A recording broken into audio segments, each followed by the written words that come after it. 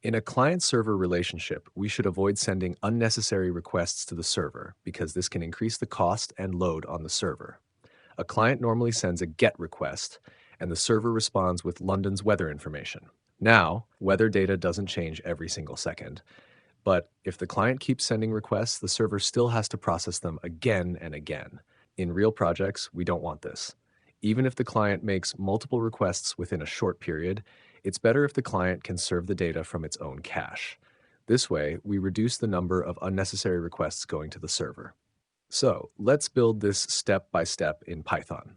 Before we start coding, we need to make sure the required modules are installed. You can install them with a pip command. I already have them installed on my machine, but if you don't, run the command before continuing. Now let's move on to the server code. We begin by importing the necessary libraries. We bring in requests to fetch data from an external weather API, and from Flask, we import everything needed to build a simple web application. Next, we create a Flask app instance. We also define a cache duration, which here is set to 10 seconds. This means the server will tell the client that its response can be reused for 10 seconds before expiring. Then we define our first route, the root route. This simply renders the HTML page, which will act as the client interface. The second route is the weather endpoint. Inside, we build a request to the OpenMedio API using the coordinates for London, and we ask for the current weather data. The API returns a JSON response, which we then parse. From that, we create a simplified JSON object containing just the city name, the temperature, and the weather condition. We also add a source field to indicate that this data came freshly from the server. The key step here is when we build the response. Before returning it, we attach a cache control header. This header tells the client, you can reuse this response for 10 seconds without asking me again.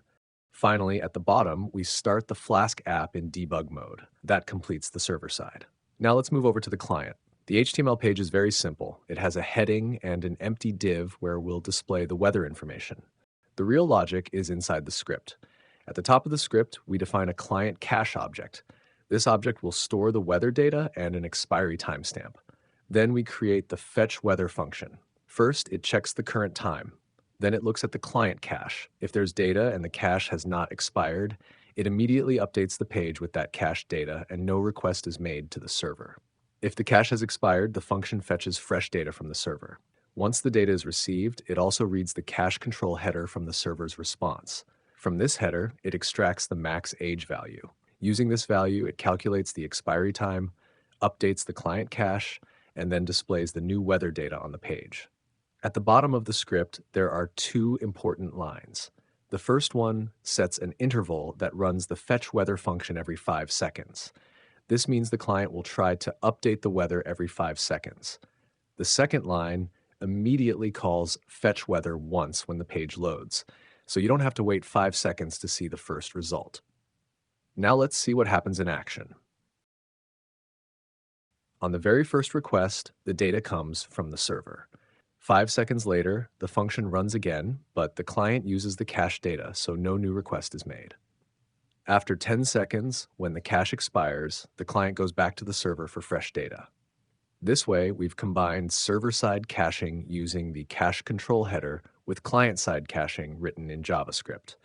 It saves unnecessary requests while still keeping the data reasonably fresh. You can find all the code for this project in the GitHub link below in the video description. If you enjoyed this tutorial, don't forget to like the video, subscribe to the channel, and hit the notification bell so you don't miss the next one. Thanks for watching, and see you next time.